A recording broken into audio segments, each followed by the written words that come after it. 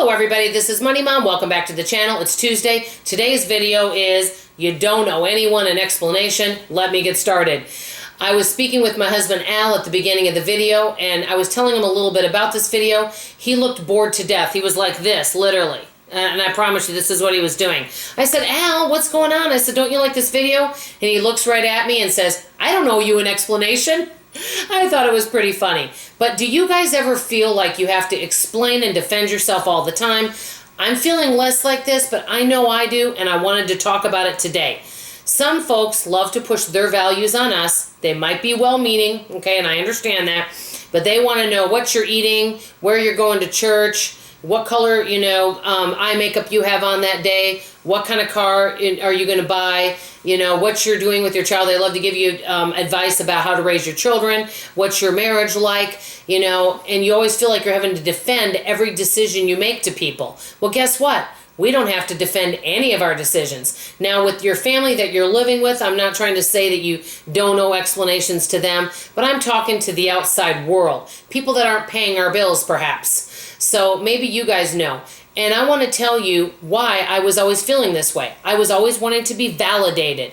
I wanted to be accepted. Well, as I get older, and tell me for any of you guys that are older than 54, if this is normal to feel this way, the older I get, the less I care about what folks think, and the less I feel like I want to share with folks. In other words, the main reason I was constantly defending myself was I was sharing too much of my life with everyone and then wondered why everybody was giving me advice. Well, it was because I was opening my mouth. So now, on many things, I use this little key and go, and I actually ask myself a question.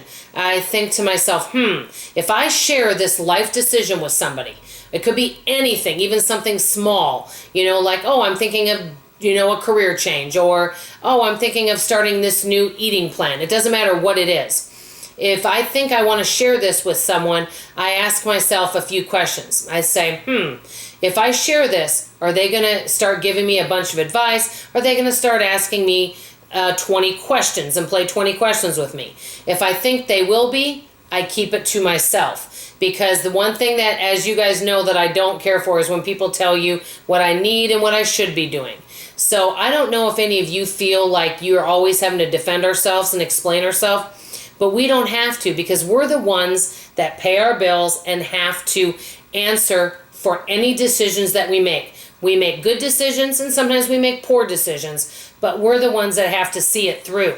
So I really feel in my heart, I want to be more cautious with who I share things with, because sometimes it can come back to bite you with lots of questions or people telling you and pushing their values on you. Let me know if any of you feel this way.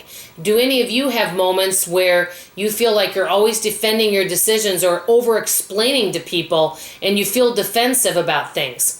I don't feel that way as much anymore because I'm being much more closed-mouthed about what I am sharing, and I really feel like that is much wiser for me to do.